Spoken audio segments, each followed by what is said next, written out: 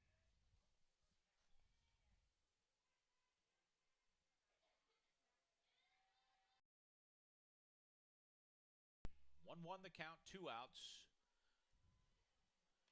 Runner at second for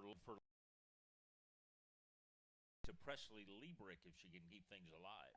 Liebrick hit one right on the nose her first time up. You'd love to get Liebrick a chance with runners in scoring position. Throw over to first in time. Score that one from Miller to Robinson for out number 3. Brown out on the 5-3 for out number 3. So Lipscomb gets a runner on, but not able to do anything with it. No runs on a 1 hit. Played 2 complete, second game of the doubleheader. No score between Eastern Kentucky and Lipscomb. Here from Draper Diamond on the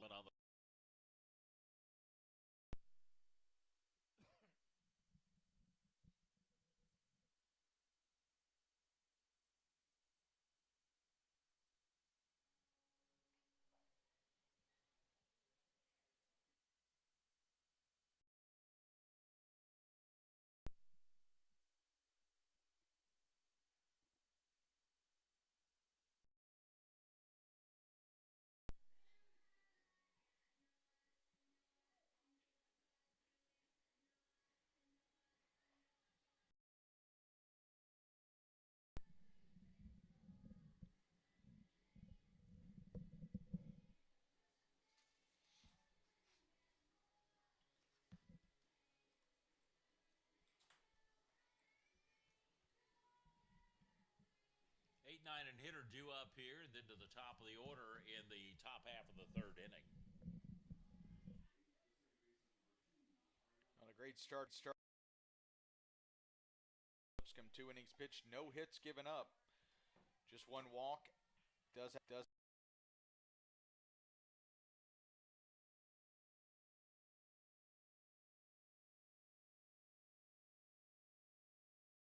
Miranda, the second baseman. She game did score a run.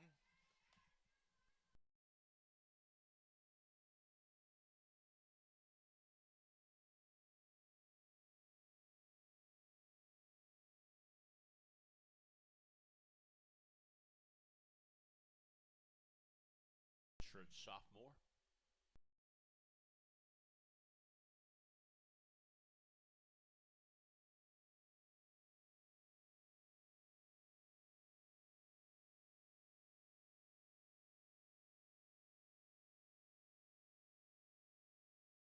Balls 1 strike.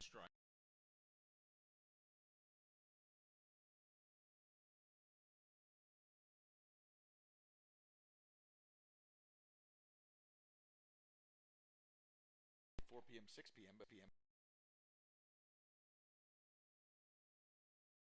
Games here at Draper.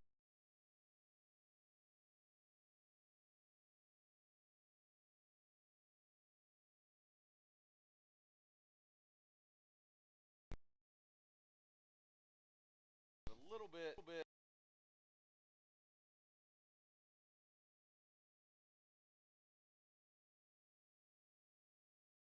That one, she got right under it, as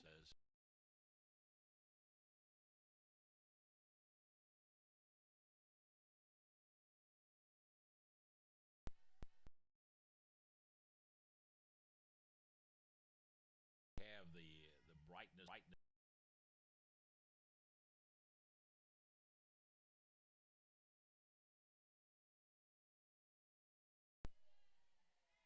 Pitches down low now to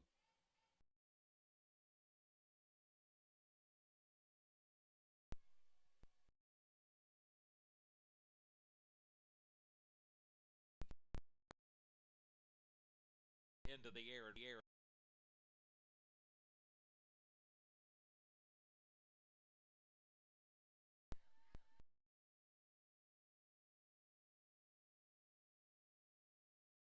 More like a faucet. Turn it on and turn it off. It's not really had much. Sammy Miller, the center fielder, who walked her first time.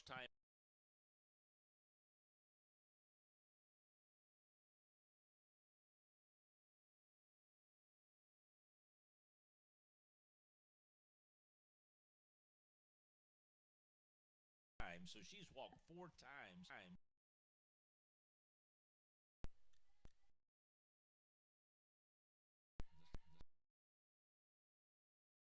hanging in, trying.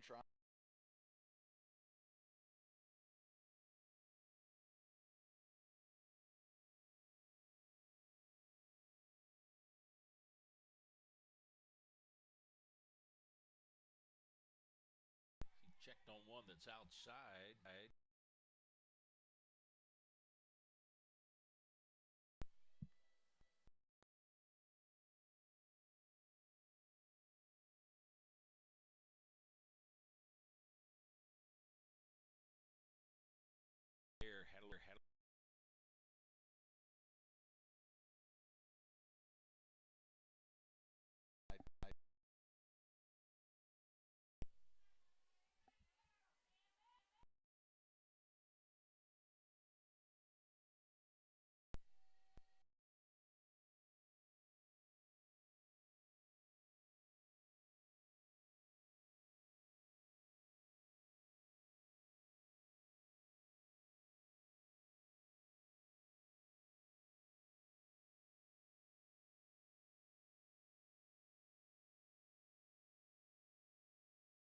got a full count now with 2 outs and nobody on.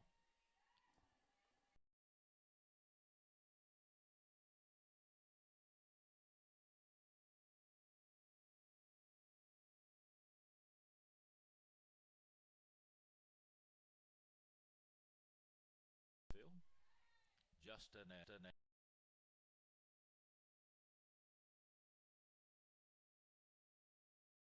Game early on, led by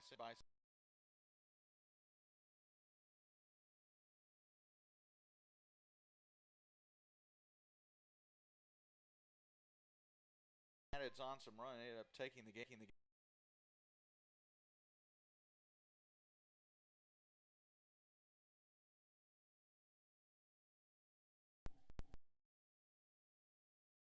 down to first.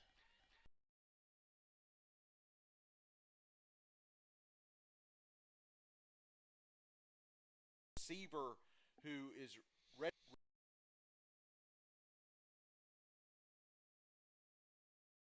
move over towards first base, and then that ball pops out of the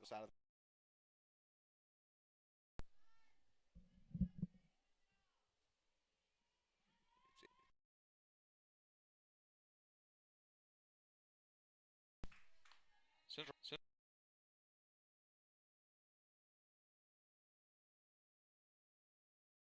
Here.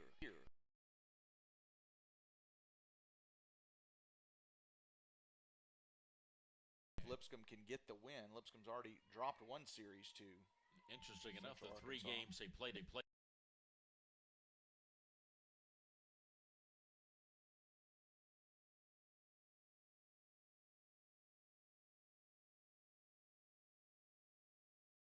Would like to get a split tonight and then see who can come back to back.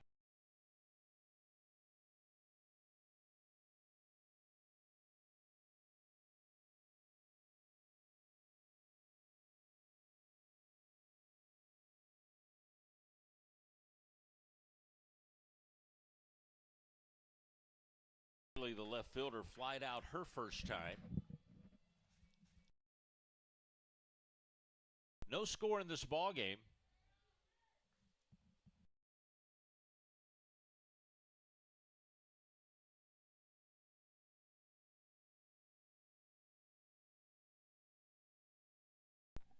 Well, remember.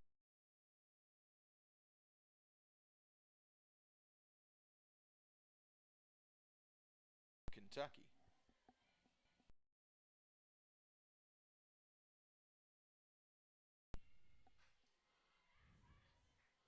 Foul down the left.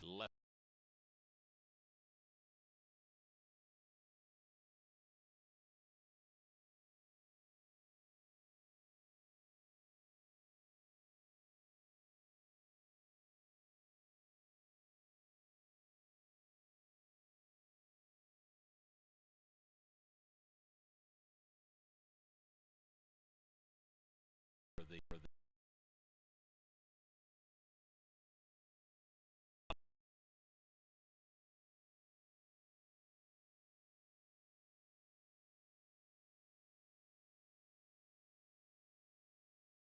Flips through. That's a game-changing play in Eastern as we head to the bottom of the third inning from Draper Diamond here in Nashville.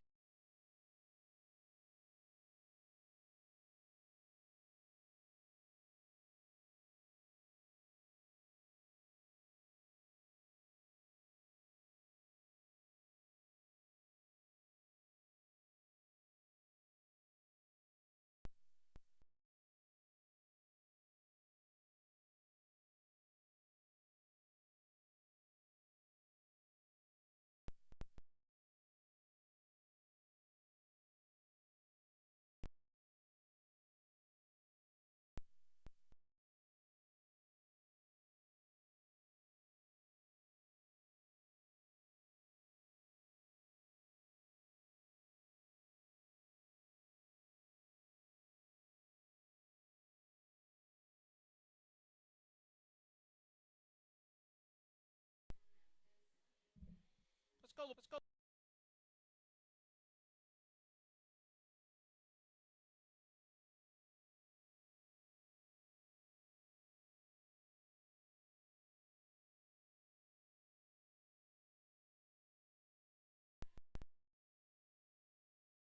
Presley.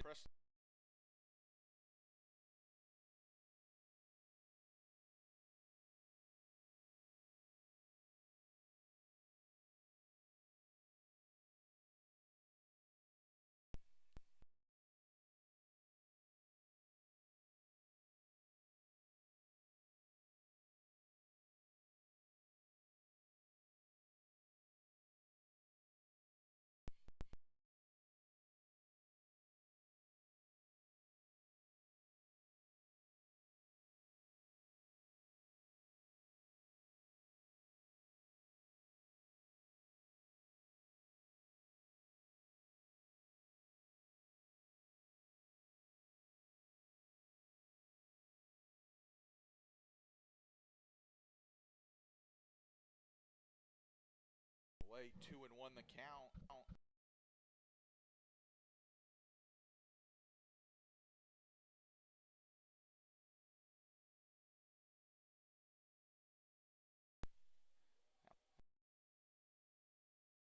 And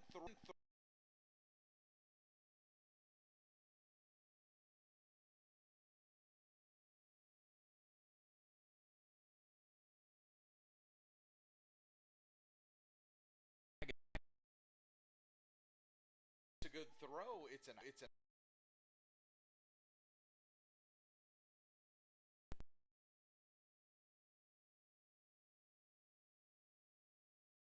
base runner.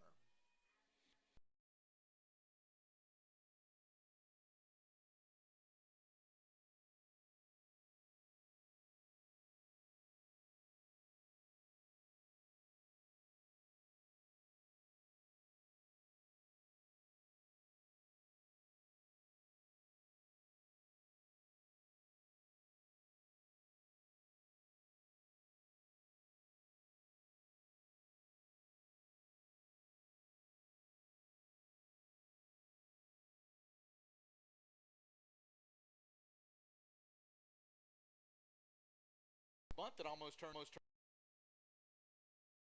He got runner in scoring position, and it'll be Amy Vitula for Lipscomb. Vitula pokes.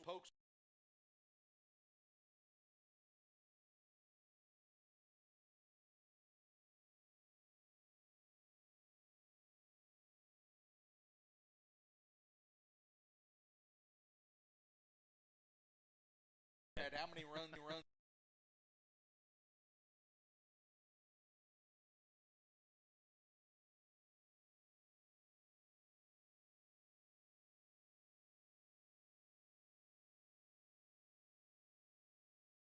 After 3. And then the Colonels added 5 more coming up after.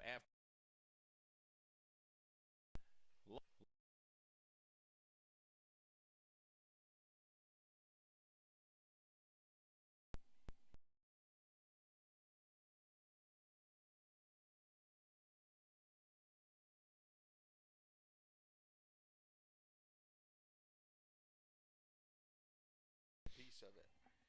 Batula, three on and runners in scoring position this year. This is not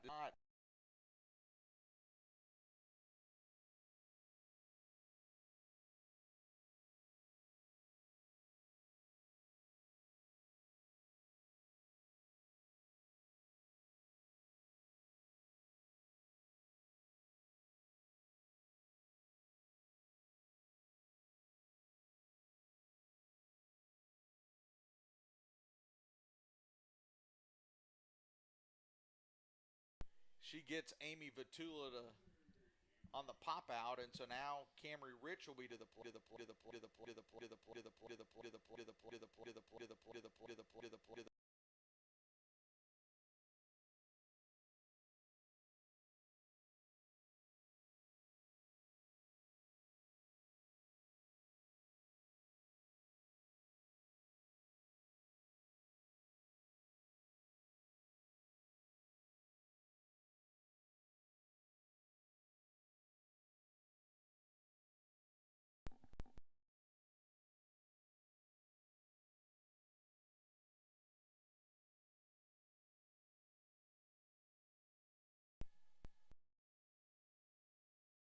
one deep to right, backing up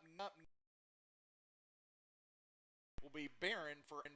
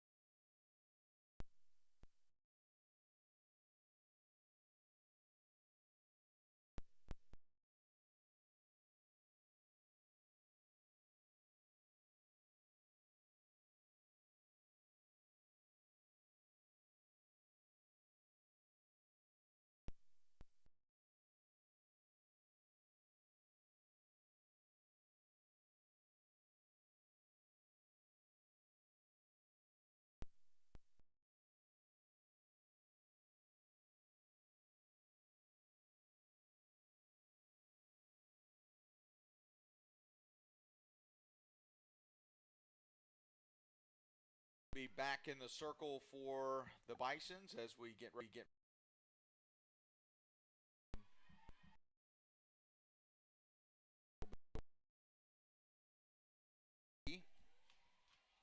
ground.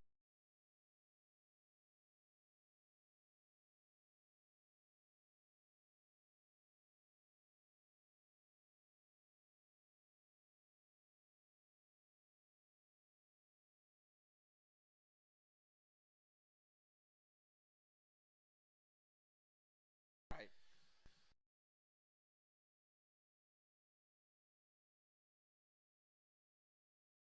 I will admit, often it's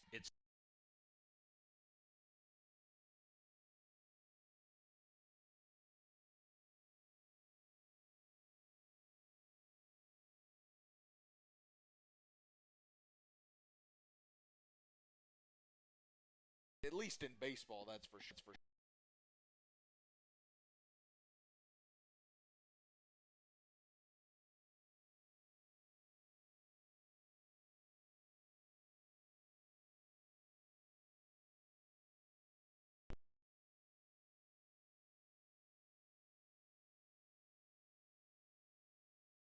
here in the top half of the fourth inning. Maggie Purdy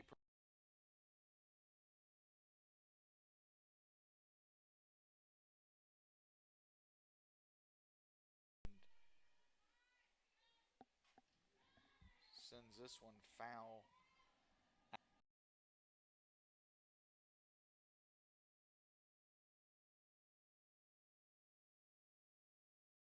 Game against Jakubowski.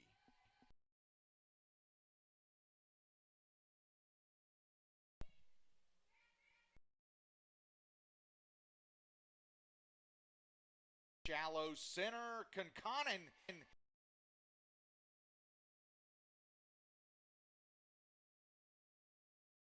had a long way to go, but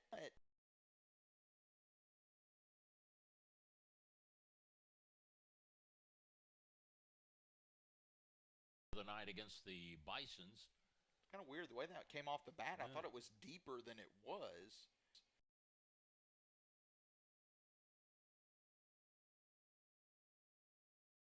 Was there, it just bounced off her glove.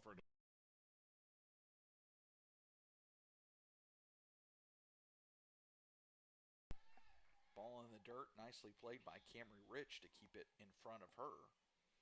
Leadoff runners got on and on.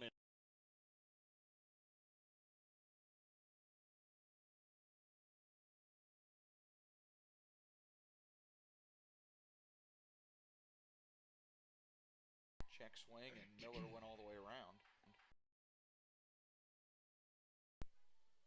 Miller grounded out to third her first time up.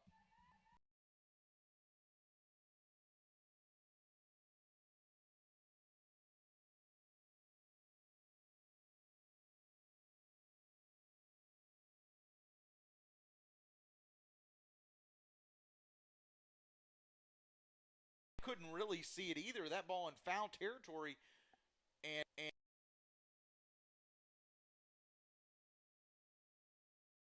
only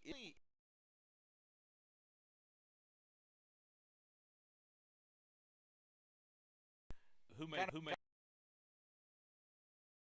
well, I have a solid wall kind of in front of me. You got no chance, but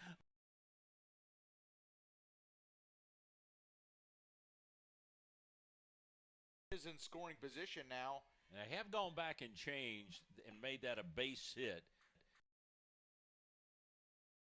Taken the error off the board, and so it is a hit.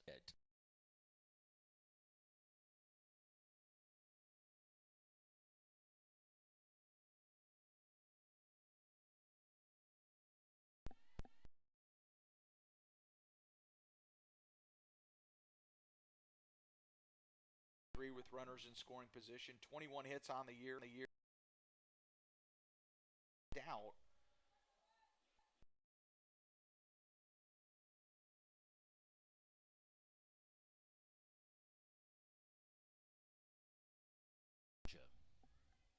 Another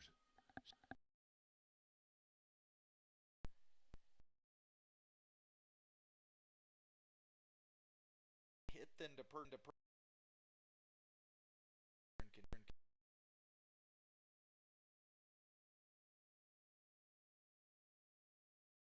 ground ball, chopper, Vitula off the height, makes a mental mistake.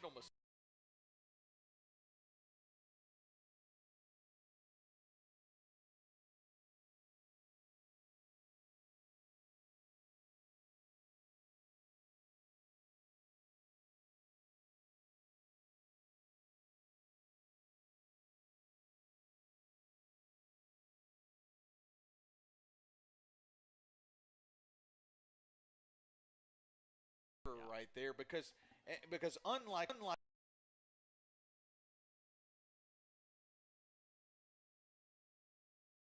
going to third, she had made the play. So did Belding down at Ryman.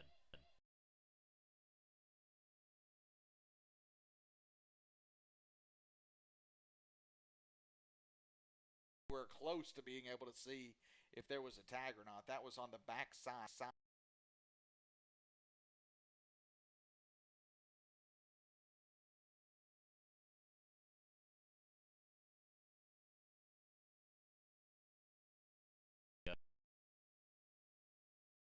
First game and the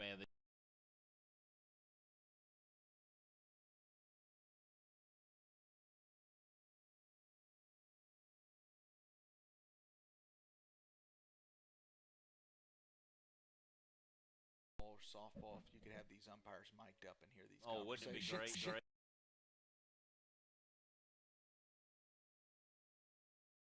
Softball Maybe. Simon sent over to do that call, but he does.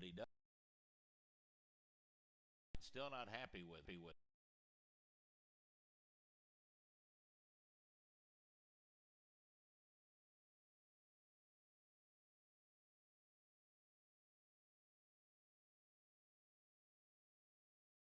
Tossed. She's getting a warning. She's getting a warning. Would lead.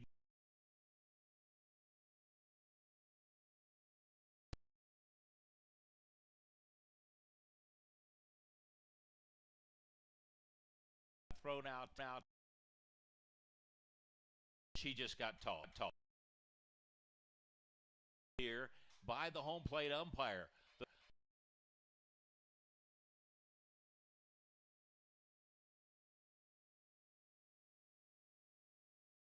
Toss from this game here in.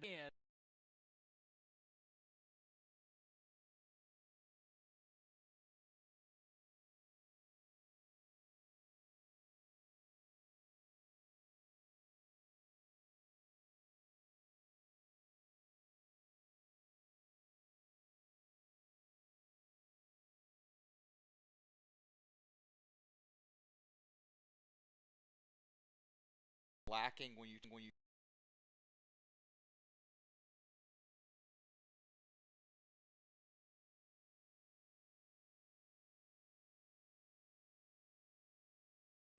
but you see what I'm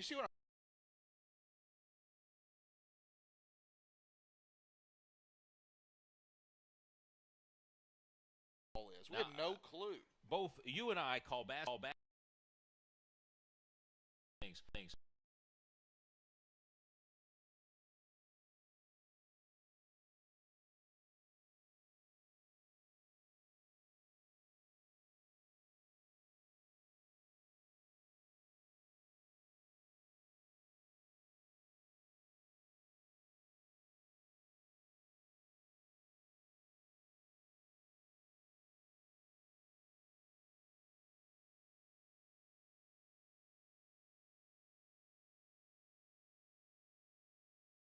He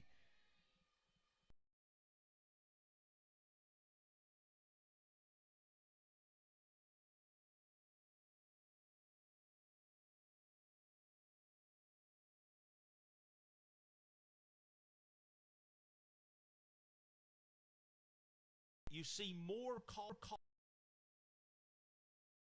really explains.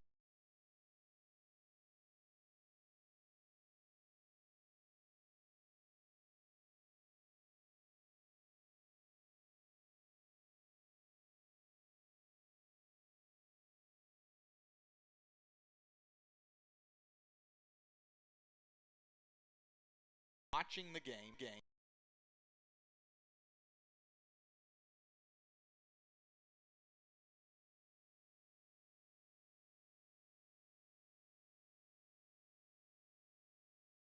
And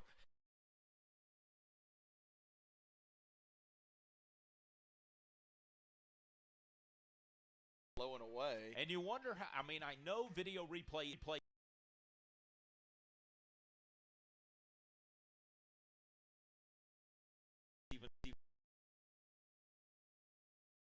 I think it's not obviously it's not.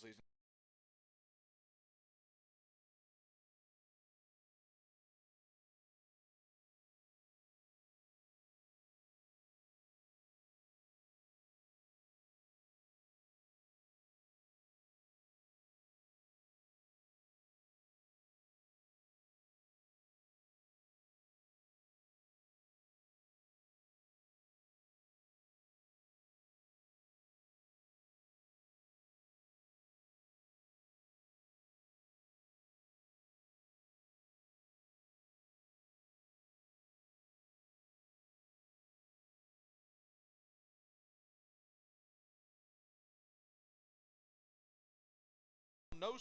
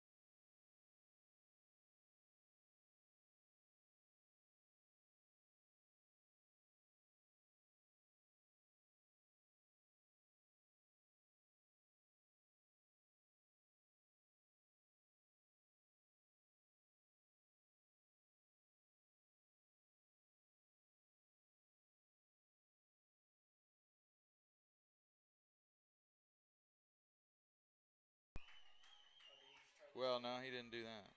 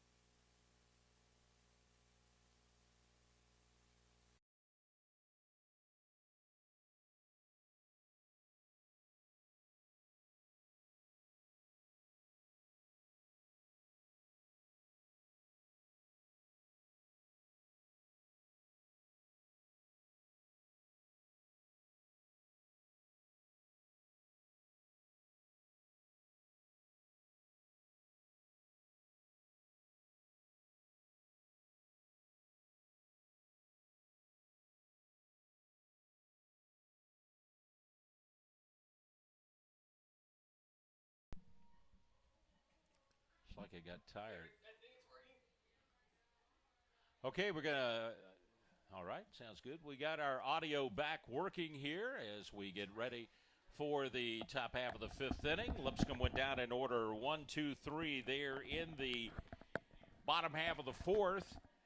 And I've been trying to watch the level. I think we were still on when we had all the kind of rhubarb there, the problem, the confrontation after Coach Ryman thought there should have been an out at third, and then the umpires got together, discussed it, and then she got thrown from the game. If they didn't hear our explanation on YouTube, that's okay, because we don't really know what the explanation the umpires were giving Coach Kristen Ryman was during that time where she was tossed from the game. But regardless, too, while we were losing our audio, that was a great 1-2-3 inning for Eastern Kentucky, and they're right back at it offensively now. Lipscomb, no runs, 3 hits, 1 error, and 4 left on.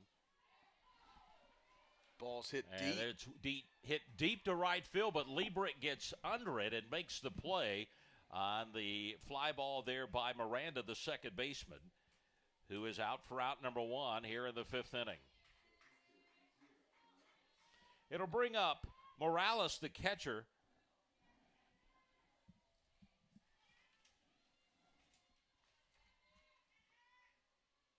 Matria Morales, the catcher, a 139 hitter.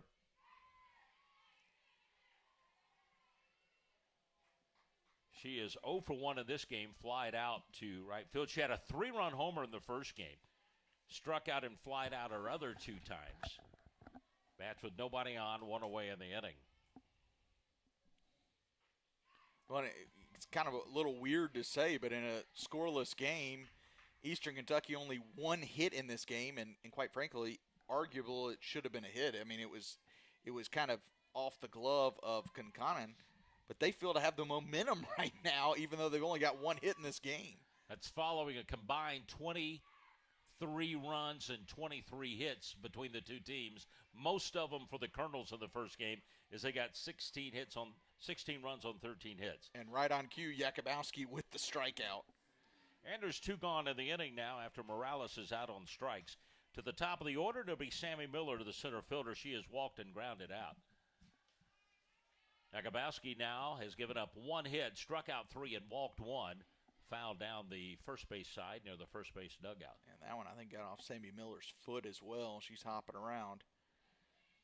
We have no idea what happened in that discussion, the same as we have no idea how the audio just cut out. Yeah, it went out and we popped back in. We do know that popping it back in required a little technical help assistance from one of the Kirk and his crew up here. Kirk and his crew came in and helped with that because had no idea where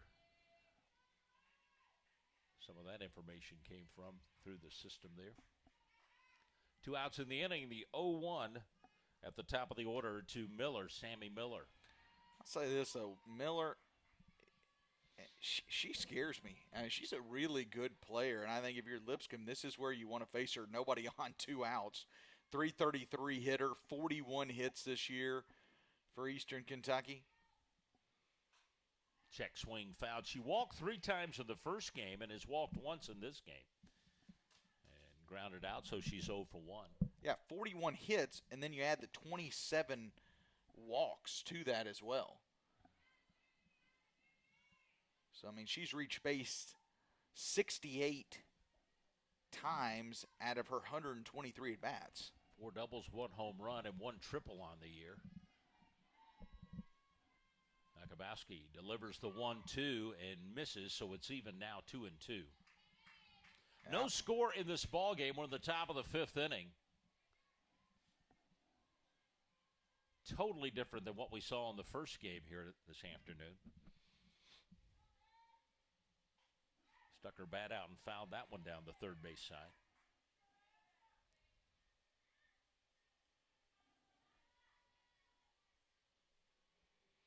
Lipscomb had a 1-game advantage coming into the series, but Eastern Kentucky wiped that out in the first game. Lipscomb would like to even up the series here, setting up the rubber game tomorrow. Golfed that one near the dugout down the first base side.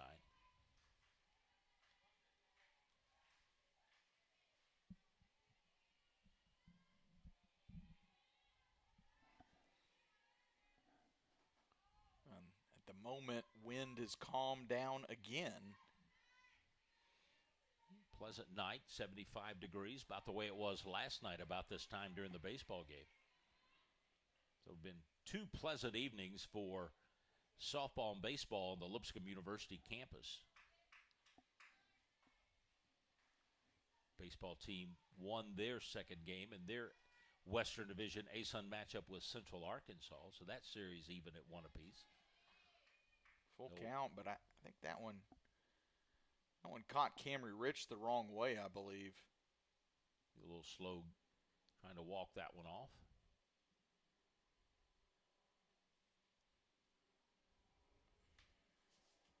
Give her a couple extra seconds for sure. Coach Ken Hunt, assistant coach, has started coaching down at third since Kristen Ryman's watching this one from outside the fence. Laura Dukes, as always, down at first. Trainer comes in, too, to make sure that Camry's okay. Infield in the circle there with Jakubowski. And we're back ready for play with 2 outs and a 3-2 count here in the top half of the 5th inning. Get a little extra toss inside to make sure that Camry Rich is ready. Well, big pitch, though, coming up. Infielders will break and head back to their position. Full count now.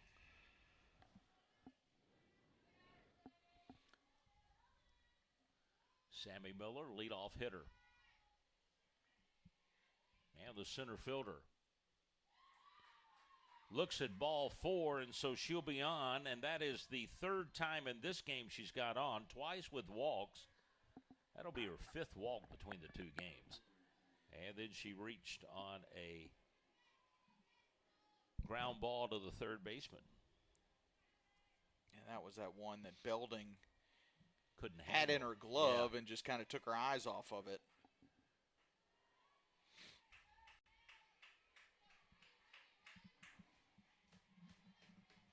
Riley, who's 0 for 2 now to the plate.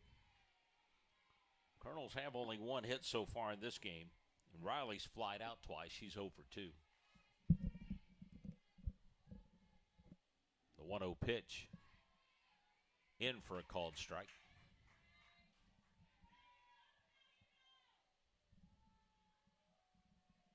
Just a little breeze right now. I thought it might pick up as we got closer and closer toward maybe that front moving our way, but actually more breeze this afternoon. There's a swing, got a piece of it, but she's in the hole at 1 and 2.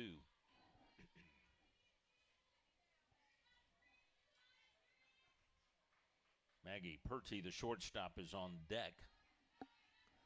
That was where the controversy was. She stole third, and they thought they had her out at the bag. Runner going to second, the throw off the bag, but a good play by Shoemaker to get it. Yeah, really good job backing up that time, Elise Shoemaker, because that ball, if Shoemaker's not there to back it up, that ball's into right center field, and Sammy Miller, is all the way to third. They wanted to get Miller in scoring position with 2 outs and a 2-2 count now. A swing in the bat opportunity here for Riley. And she swings, but she misses, and she strikes out. So in the inning, the Bisons give up a walk, and the runner gets to second, but that's as far as she can go. And there are 5 in the book for the Colonels. Lipscomb comes to bat in the bottom half of the 5th. No score in this second game of our ASUN Western Division doubleheader from Draper Diamond here in Nashville.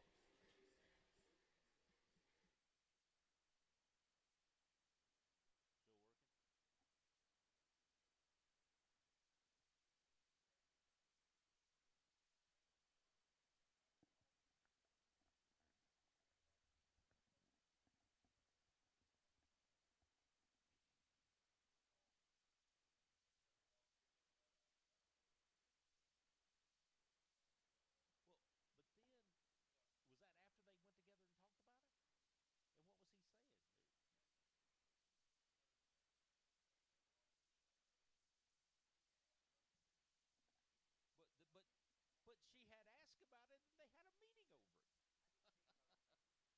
know. In the same weekend. Woo.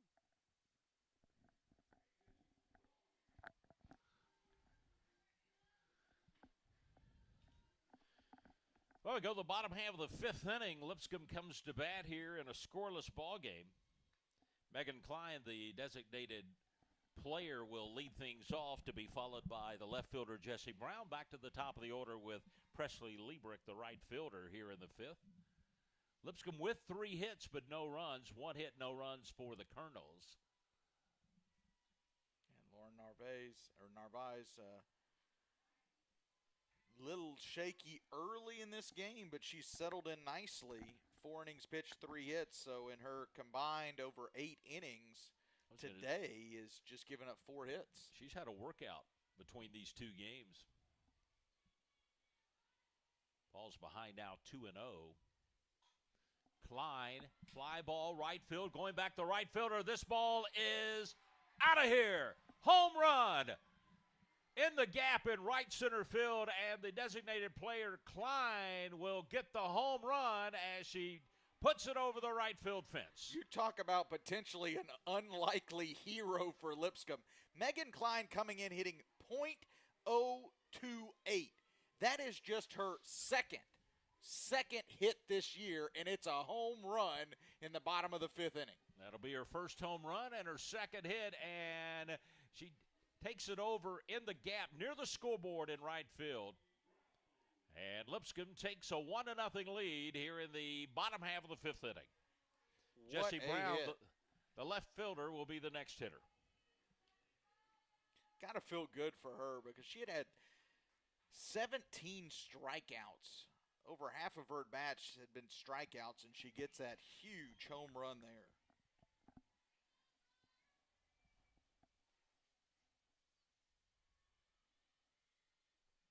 And as good as Narvaez has been, just her 5th hit given up, it's a solo shot. Well, you got to start thinking here as this one's fouled. If I'm coach for Eastern Kentucky, you got to wonder, hey, she could be getting quite tired out there. You know? Potentially. That was just her 45th pitch here in this one. I'm the first to know that softball pitchers can go right. They can go 2 a and long 3, time. 4 games in a row if they have to, but still, it's one of those situations. There's a little slap ball foul down the third base side. We wondered, too, what Coach Ryman being thrown out, whether it would rally the Bisons or whether it might give a little bit of sometimes that works the opposite way. It helps the opposing team. Yeah.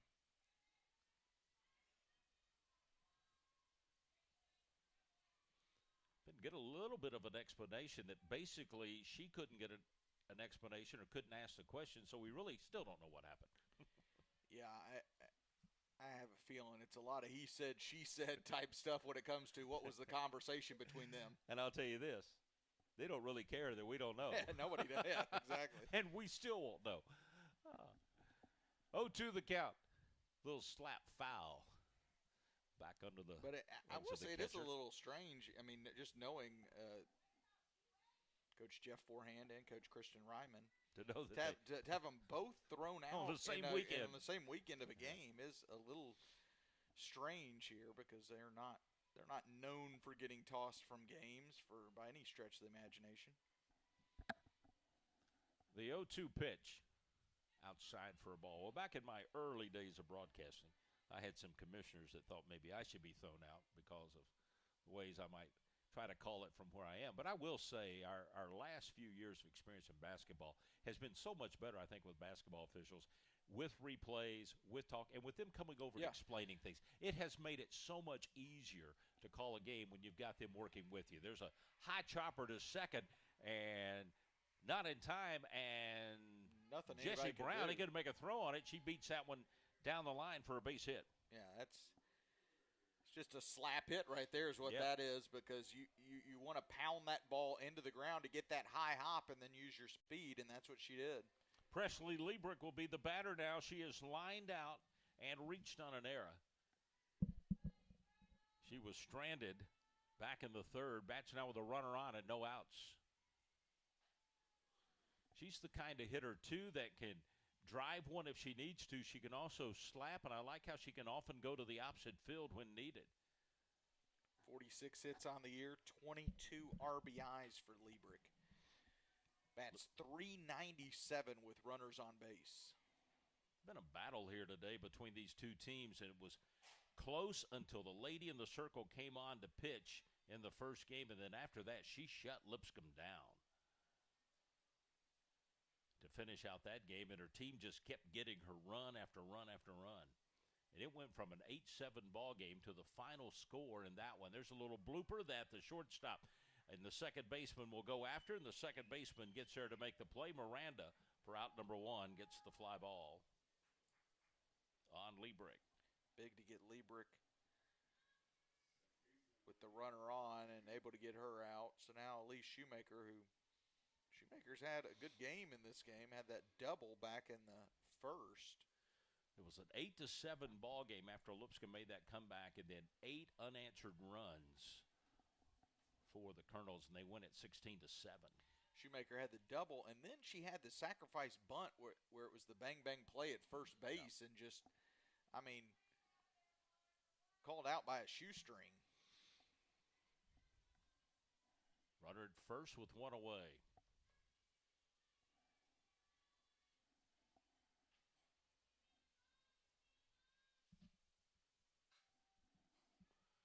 Fly ball, center fielder on her horse catches it, and so Brown will have to come back to first. 2 gone in the inning as Sammy Miller over to make the catch in right center field for out number 2 as Shoemaker's out on the fly ball. Amy Vitula, the shortstop for the Bisons, had a single, stranded at second in the first, flied out in the third.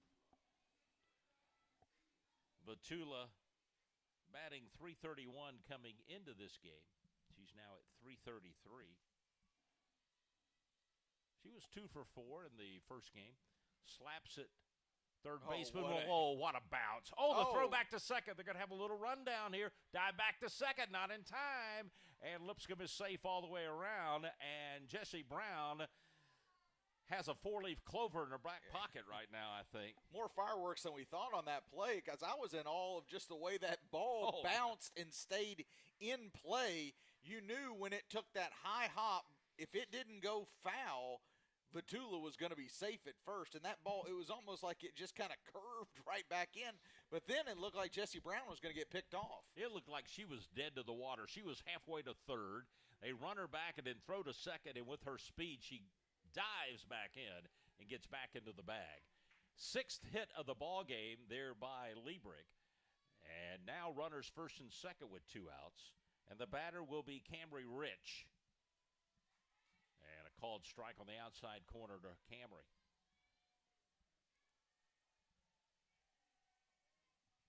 Fielder's choice in the first, then fly it out in the third.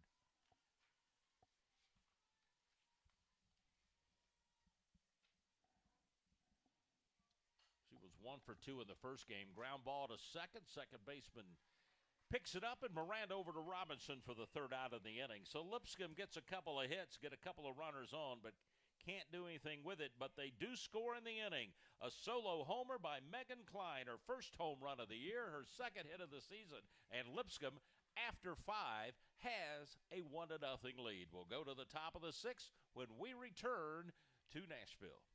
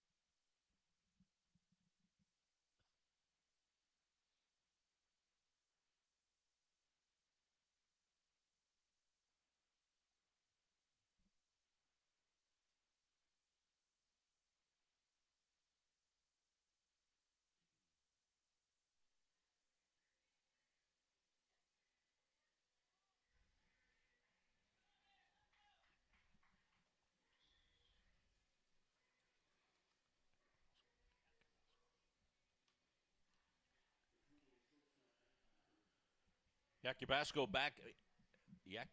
back in the circle for Lipscomb as we go to the top half of the 6th inning. And to lead it off for the Eastern Kentucky Colonels, it'll be the shortstop, Maggie Purty. Grounded out and singled in this game. Stranded at second last time around. She's had some pretty good plays in both the games. Really was, I thought, probably the player of the game. They had all the home runs in that first game, but she had one of them, one of the 2-run homers. They had 5 home runs, 2 3-run homers, and 3 2-run homers on their way to the 16-7 win. But she had some great defensive plays at shortstop. And also part of the controversial play here in this one, she was the one who stole third base and was called safe. Ended up in Coach Christian Ryman being thrown out, and a little pop and let that one go foul, and they do. Wow. Nice play by the pitcher for Lipscomb. Yakubowski, backspin coming. She saw it had that spin on it, and after she couldn't pick it up when it was first hit toward her, she just watched it, and it just spun all the way foul. Heads-up play there. Pertice is the number 3 hitter in the lineup for the Colonels. She pulled back on one, checked on it, and it's now 2-2. Jasmine Miller will be next, followed by Lou Bowers, the designated player, the 3 scheduled in this inning for the Colonels.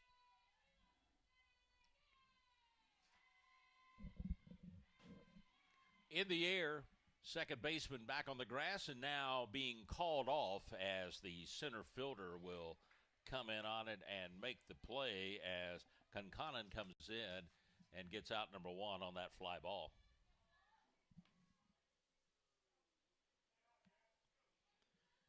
One away, Jasmine Miller, that is, the third baseman, not Sammy Miller. She's the center fielder. But Jasmine Miller, the third baseman, who has grounded out and flied out 0 for 2 in this game. And you got to be careful with her. 8 home runs on the year, leads the team. Yeah, she went 3 for 5 in that first game. 6 RBIs because she hit the long ball, went yard. Had the 3-run homer in the first inning, added a 2-run homer in the fourth. And and then hit by a pitch and walked her last 2 times up. She scored every time she came to the plate in that first game. And now she's out in front with a 2-0 count to her.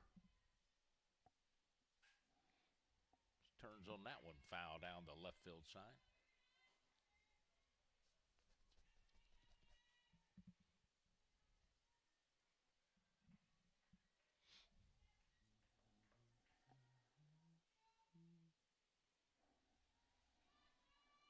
Really impressed with Emily Yakubowski in this game. 5 1/3 innings, just 1 hit so far. And again, that 1 hit, whether it's a hit or an error, it could have probably been caught by Conconin. So it wasn't even, you know. Had a chance to go either way. Right. First one on the board as an error, then they changed it and made it a hit. All I'm saying is that she's done a good job managing this Eastern Kentucky lineup so far. And she gets a swing and a miss and a strikeout, and there's 2 gone in the inning as Miller, who can be a hard batter to face and to get out. Here in this game, she is grounded out, flied out, and now struck out. So she is 0 for 3 in this game. And with 2 gone, the designated player, Lou Bowers, will be the batter. Flied out to Crawford at first in her first time at bat. This is a fly ball that's going to be deep and out of here. Home run for Lou Bowers, the designated player, after flying out and reaching on a fielder's choice. She takes it over the right field fence near the scoreboard at almost the identical same place that Megan Klein hit one out for Lipscomb. Yep, and that was power right there. 3rd home run of the year for Lou Bowers. And you're exactly right. I mean, it was almost the exact carbon copy spot from where Klein hit hers out. So a 2-out home run has tied this game at 1 apiece here in the top half of the 6th inning. And again, both the long balls in this game not aided by the wind. But our 7th home run between the 2 teams. 6, isn't that right? 7th home run on this. We had 5 in the first game, didn't we? We had 5 in the first game, 2 3-run homers, 3 2-run homers. And now we've had 2 solo shots, 1 for both teams here in this game. And now we're back to an evened up 1-1 game. Just the second hit given up by Yakubowski. Popped up off the screen, foul. Well, it was a solo shot in the bottom of the 5th to give Lipscomb the lead, and now with 2 outs in the 6th, a home run ties this game. Coach Hunt's going to come back out and have a little conversation in the circle with Yakubowski and his catcher, Cameron Rich. Meanwhile, just a little infield conversation.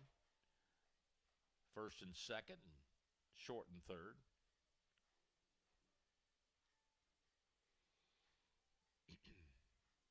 Coach Hunt's finished. He will head back toward the dugout. Umpire makes his way halfway out to the circle before he turns around and heads back.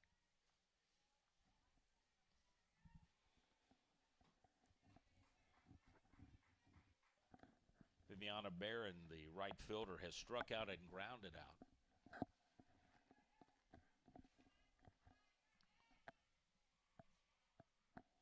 But again, and there's a strikeout to the inning, but it was another 2-out hit, home run that ties this one up. So 1 run on 1 hit in the inning, a home run. We're tied at 1 apiece. Lipscomb comes to bat in the bottom of the 6th in a 1-1 ball game.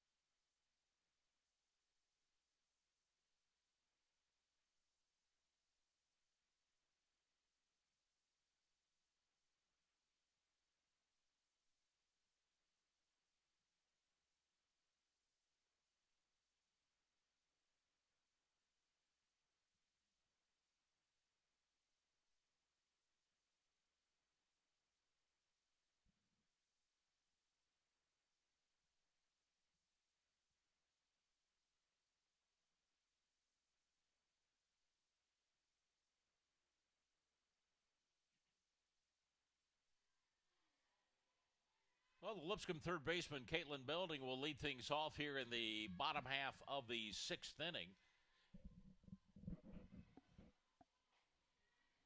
Pitch outside for a ball.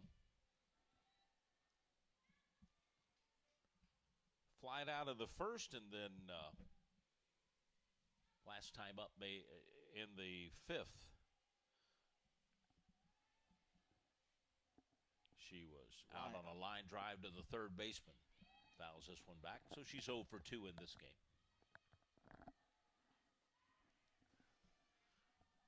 A little bit of a change. Coach Laura Dukes is usually at first. She's going to be down the box at third, and Ken Hutt is going to go down at first. And Coach, he's usually in the dugout most of the time, but they don't have Kristen Ryman right now. Here's the 1-1. Misses for a ball, and it's 1-2. 2-1, actually. Yeah, you're right. 2-1. Too many 1s and 2s on the board for me. 1 run, 2 hits, 1 error, 5 left on for the Colonels. Lipscomb with 1 run on 6 hits, 1 error, and 6 left on.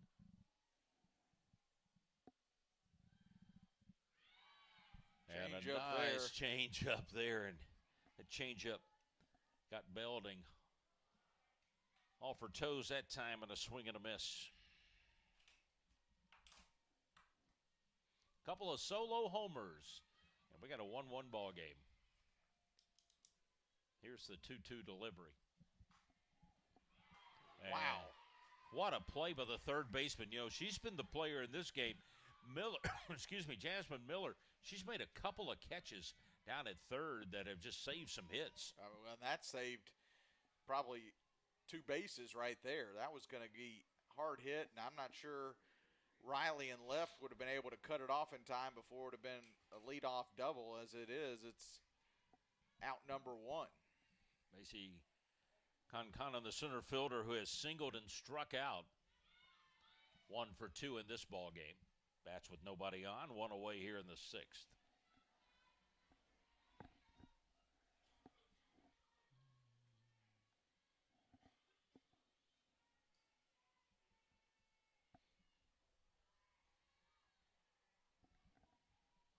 Count even now, 1-1.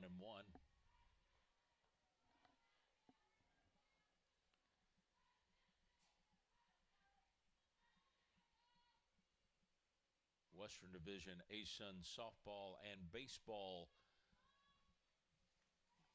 series here in Nashville wrap up tomorrow, 1 o'clock for baseball. Lipscomb against Central Arkansas, 1 o'clock Eastern Kentucky and Lipscomb in softball. Like a change up there that hit middle of the belt for a strike.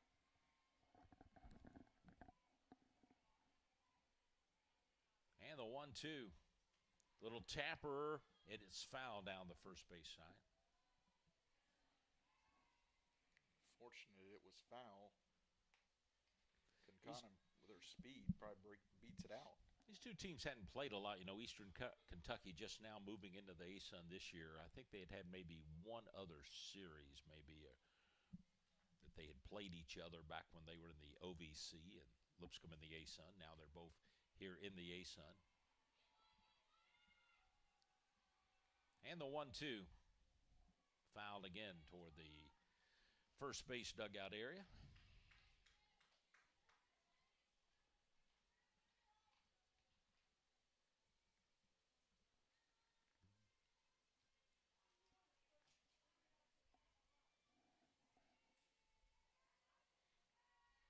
Softball season beginning to wind down. Well, they got one more weekend before they, or 2 more before they get ready for their tournament. As a swing and a miss, and going down with it on strikes, Concanon, and there's 2 gone in the inning. 3rd strikeout for Narvaez. Kendall Crawford, the first baseman, has flied out. And then she was the 3rd out of the inning back in the 4th, too, as she grounded out to the shortstop.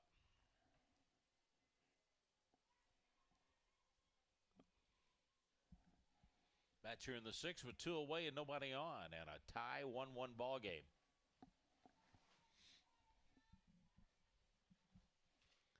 Lipscomb took the lead, bottom of the fifth, but then the Colonels tied it, top of the sixth, and trying to send it to the seventh, all locked up.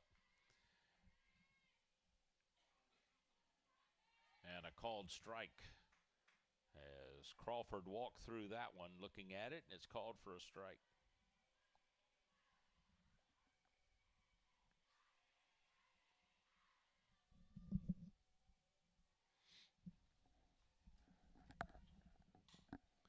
Tapper up the middle. That one's going to roll into center field and a two-out base hit. Yeah, it looked like that time that I'm not sure anybody could have gotten her out at first base, but it looked like Purdy and Miranda kind of were coming together and sort of, you going to get that? I'm going to get it. Who's going to get it? And then the ball just kind of slipped through in the middle.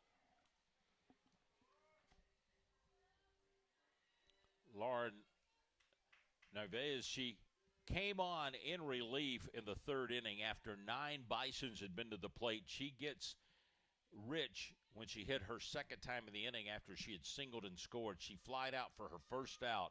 She then retired the side in the fourth and in the fifth. The same in the sixth as we get a fly ball to center field that will end this inning. She gave up her first hit in the seventh, but got that victory. And then, Justin, she's been pretty good in this one, giving up only the home run that took place back in the bottom half of the fifth inning. 6 are in the book. It's 1-1. We head to the top of the seventh. Colonels come to bat here at Draper Diamond on the Lipscomb University campus.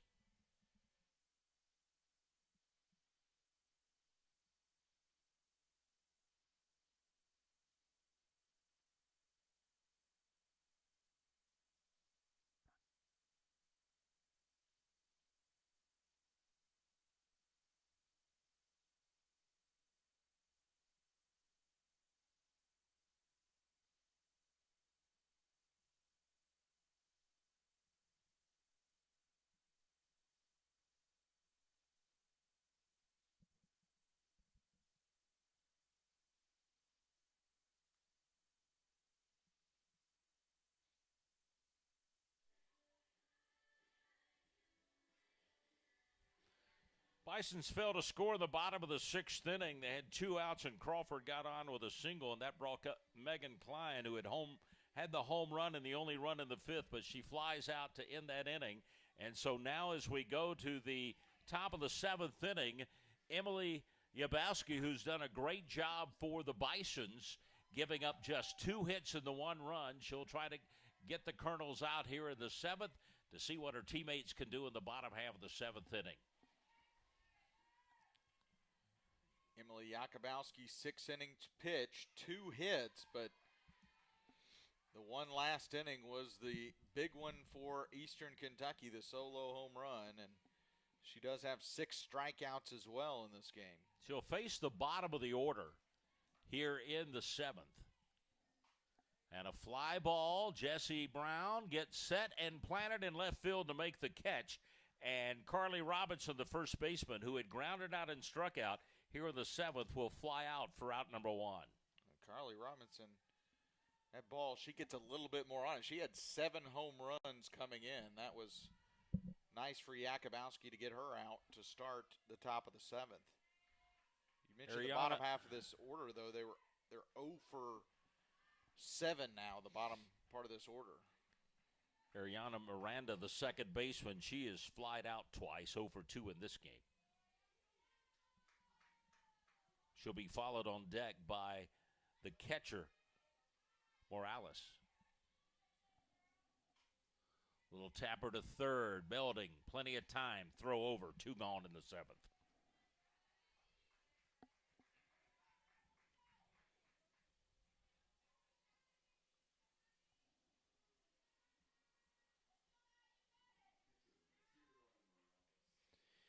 Matira Morales, the catcher, she has flied out and struck out. She is 0 for 2. 2 gone, seventh. Bottom of the order. And there's a called strike.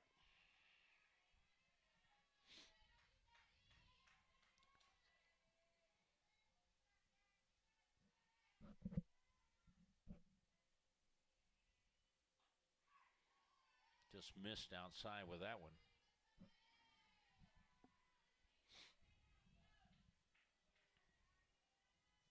before that home run, yeah, I really thought Jakubowski had done a great job with 2 outs in kind of pressure situations. He's had a lot of 2-out strikeouts.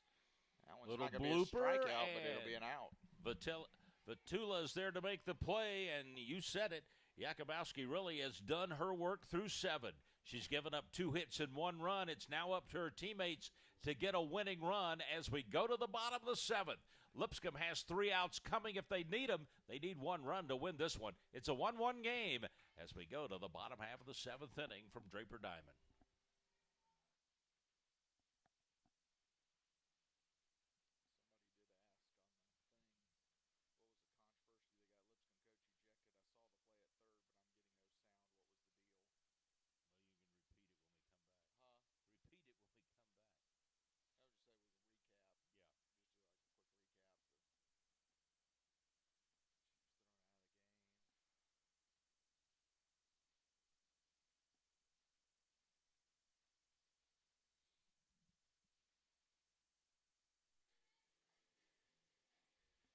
Head to the bottom of the 7th inning in Nashville at Draper Diamond here on the Lipscomb University campus. 1-1 between Eastern Kentucky and Lipscomb. We go back, Justin. A little controversy took place, and Lipscomb head coach Christian Ryman was thrown out of this ball game. And the controversy took place when the shortstop for the Colonels, Pertry, when she got a single and she was going from second to third trying to steal, there was a play at third. Coach Ryman thought she'd been thrown out, goes to discuss it with the third base umpire. Then they bring all the umpires together and they have a discussion. Play doesn't change, but something got Coach Ryman so upset, and we are told it's because they wouldn't give her an explanation or wouldn't let her discuss it. She gets ejected from the game. Yeah. And, at least that's what we're being told. That's what we're being told, and the controversy was clear as far as the play goes. Umpire called the runner safe at third. Coach Ryman thought Belding had tagged the runner, thought it was an out. Okay, fine. That type of controversy happens all the time. But not sure what happened that transpired that then got Coach Ryman so upset after that and got her tossed from the game.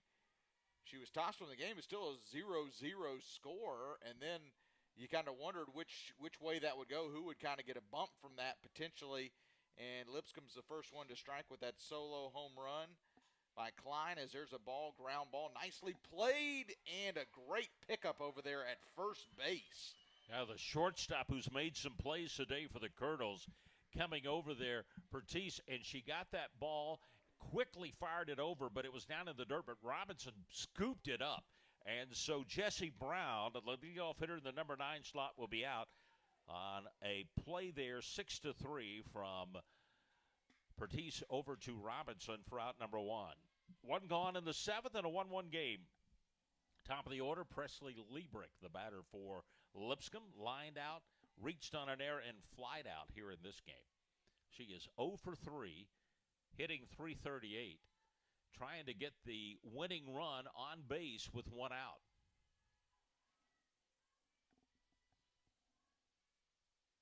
Thought about a bunt, but pulled back on it.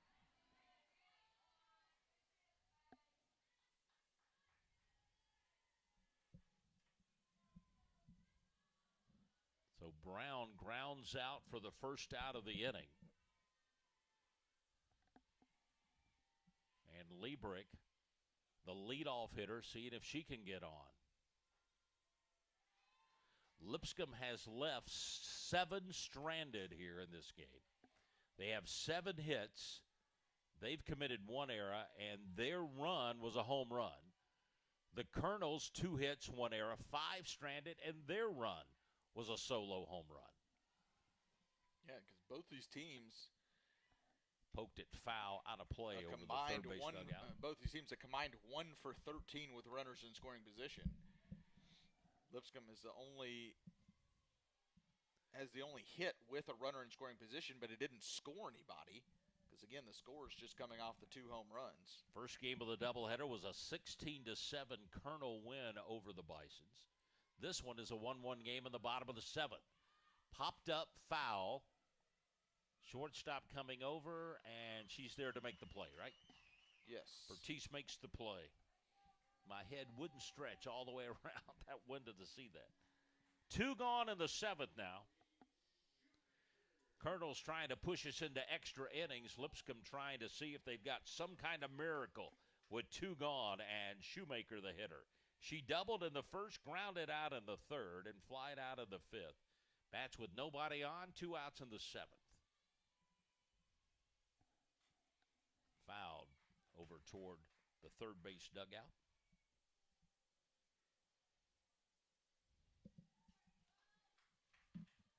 This game started about 7:20, and we're just at 9 o'clock on a Saturday night in the Music City. Thinking it might be time for the second show of the Grand Ole Opry to get underway. And country music great passed away today. Naomi Judd passed away. That's an interesting thing about her passing away, because I think they were just getting ready to do a little touring again. She had performed at the CMT Awards at the Municipal Auditorium.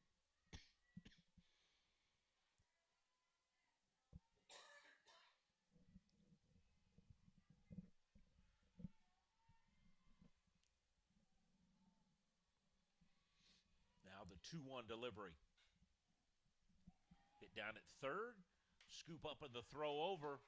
In time, nice play as Jasmine Miller over to Robinson for out number 3, and the Bisons retired in order in the 7th. And we end 7, regulation complete. We go to extra innings. It's a 1-1 game between Eastern Kentucky and Lipscomb University. You're watching it all right here on YouTube. Back with the 8th when we continue.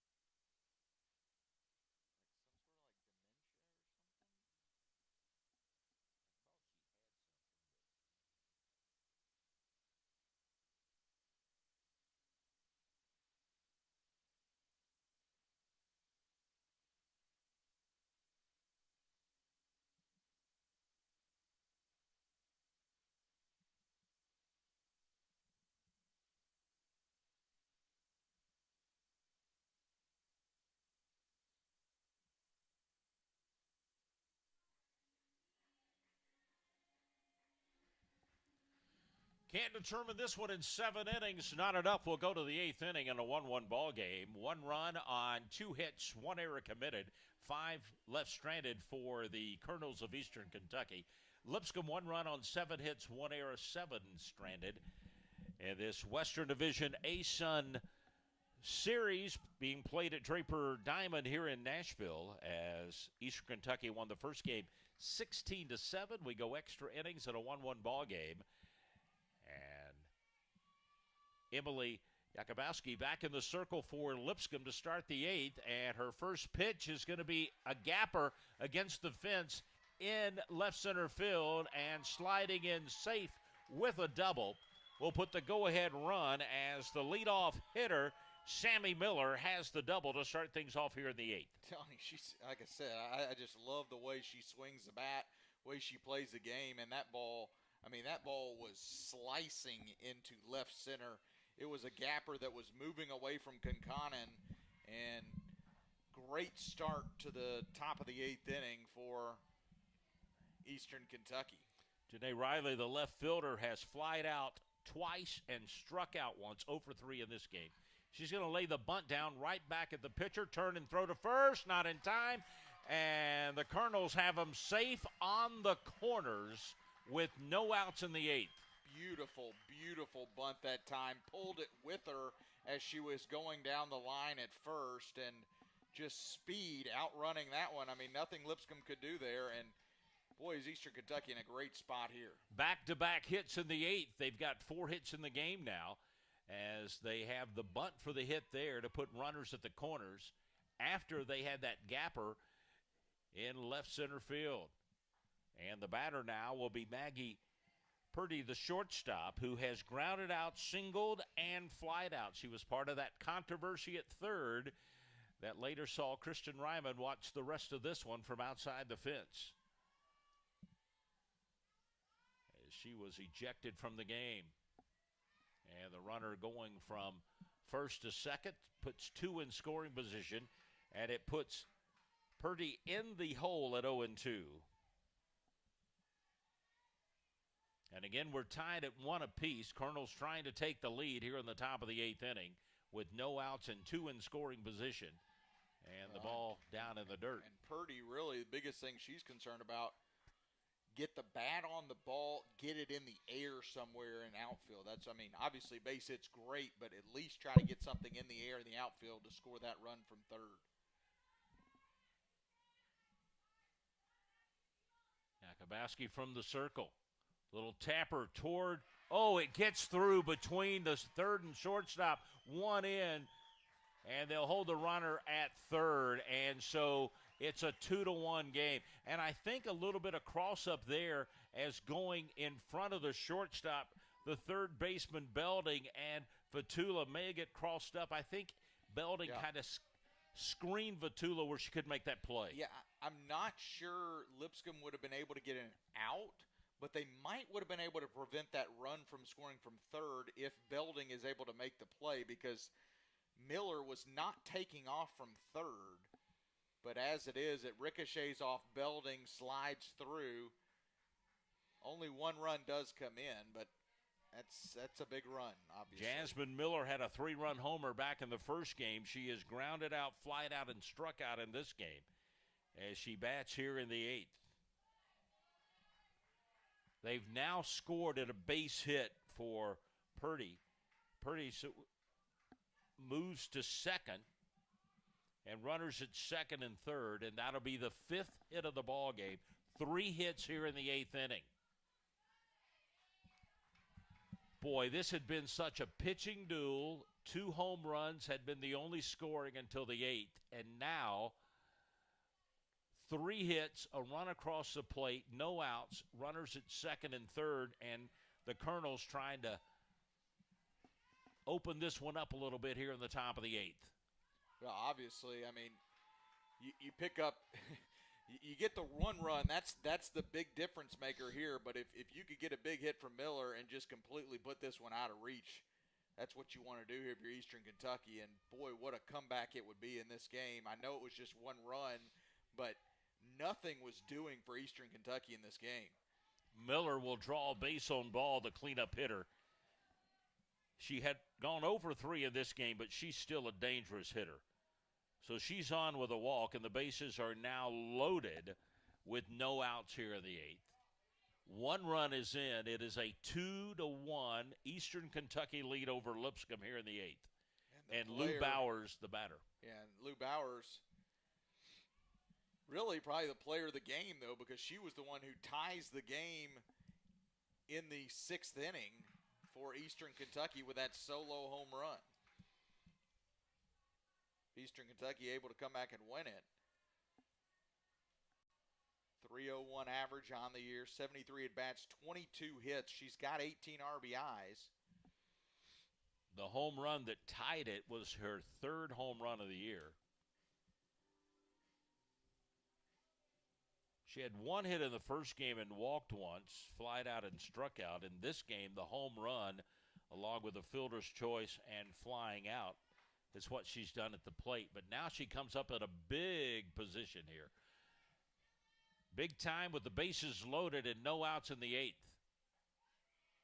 And there's a called strike.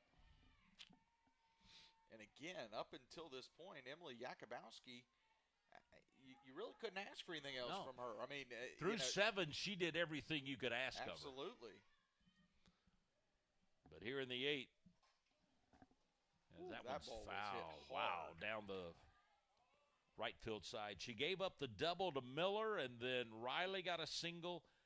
Purdy, the one that Purdy hit, Purdy's ball was playable, but it just got somehow, I think Vitula just got screened out when Belding could make the play on it, and so neither one of them could make a play on it, as that one slap foul. So it went in the book as a single, and then Miller now with the walk. So bases are loaded. 1 run is in. It's a 2-1 ball game here in the 8th.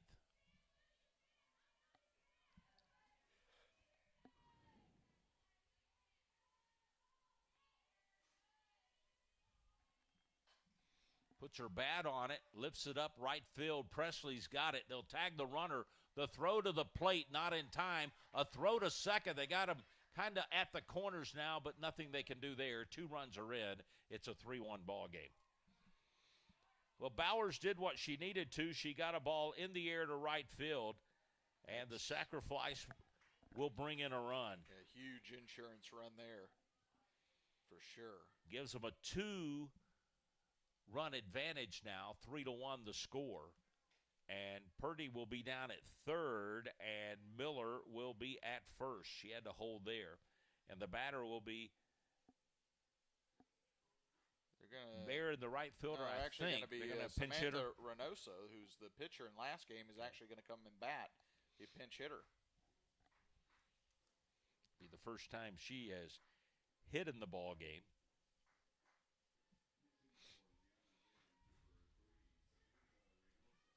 So Vianna Barron will be having a pinch hitter coming in for her, and it's going to be Samantha Reynosa. 202 batter, 94 bats this year, 8 runs, 19 hits. She's got 3 doubles, 2 homers, 8 RBIs.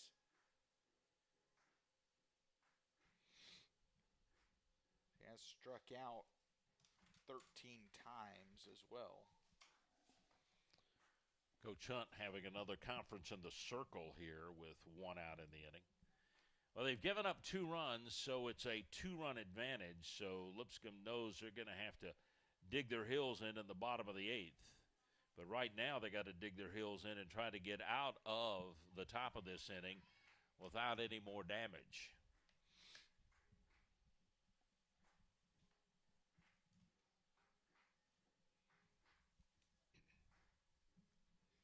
So the pinch hitter will step in here with runners at second and third. You'll wait and see if they send down Miller maybe on this first pitch.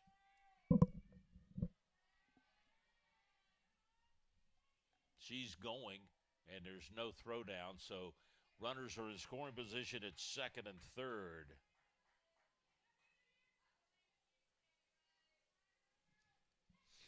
Takes away a force up the middle.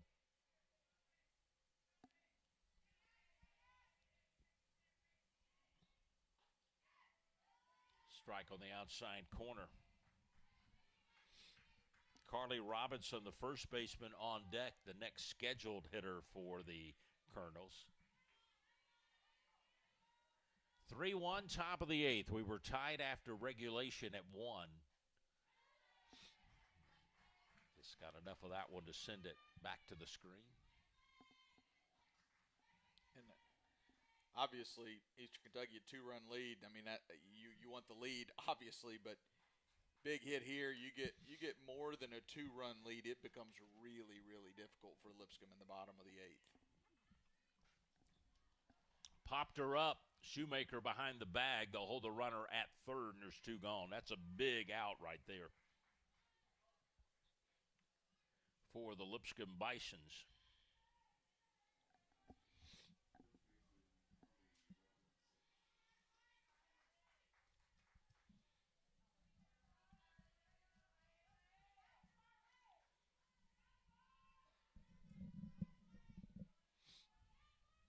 Carly Robinson will be the batter now. She is 0 for 3 in this game and a swing and a miss on that pitch.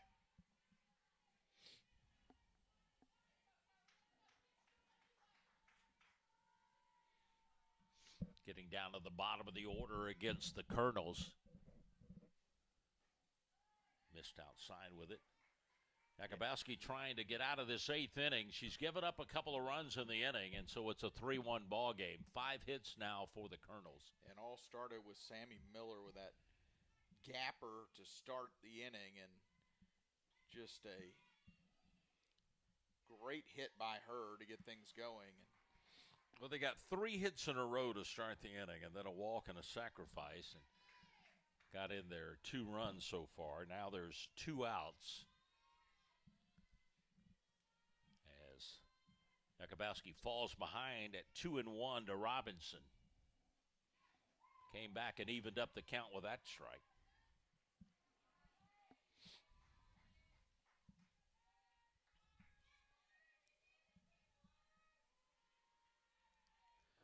Two balls, two strikes, two outs. Top of the eighth inning, and a two-run lead now for the Colonels. Fouled it back to the screen. Stays alive at the plate. Again, Carly Robinson, 7 home runs on the year. She's got the power for sure.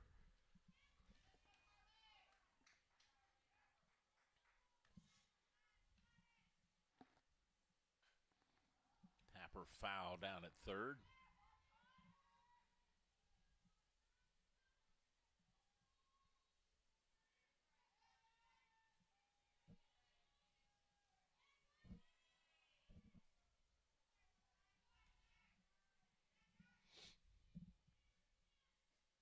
There's a called third strike on the outside corner. That will end the top of the eighth, but not before the Colonels come out and do what they've got to.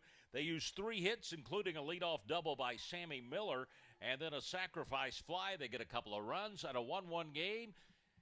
Turns out to be 3-1 going to the bottom of the eighth. Lipscomb needs 2 to tie it, 3 to win it as we go to the bottom of the eighth from Draper Diamond here in Nashville on the Lipscomb University campus.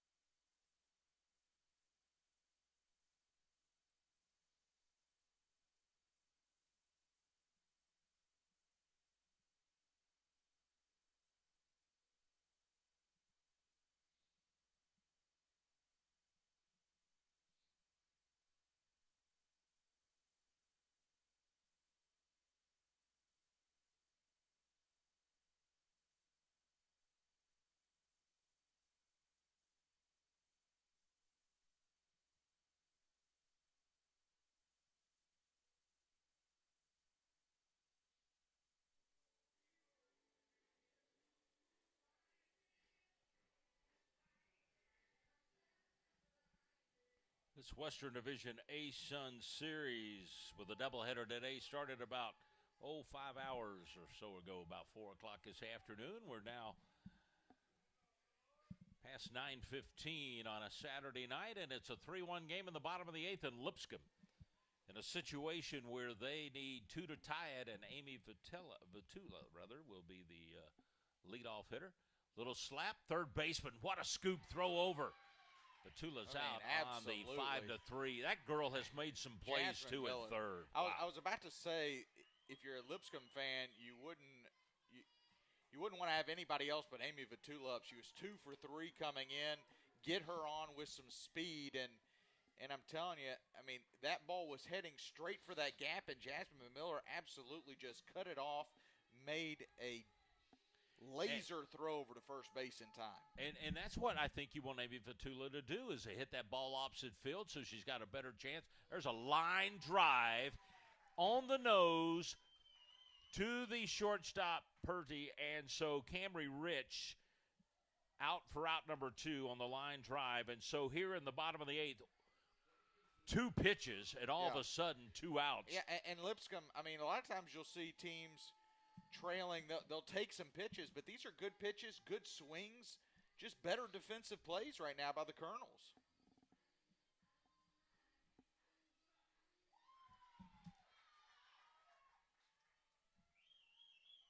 And the batter now will be Caitlin Belding, the third baseman.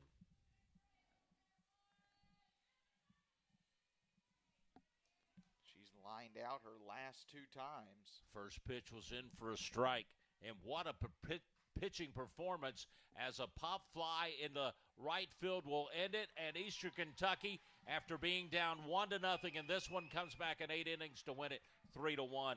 Justin, you can't say enough about the pitching performance there for Eastern Kentucky. Came on in relief in the first game and then pitches the entire 8 innings to win this second game here. Laura Narvaez, 7 2/3, 7 hits given up, just 1 run, and her team comes from behind and gets her the victory. And man, was I impressed with the Colonels today. I mean, that first game, offensive explosion. Second game, it was all about the pitching.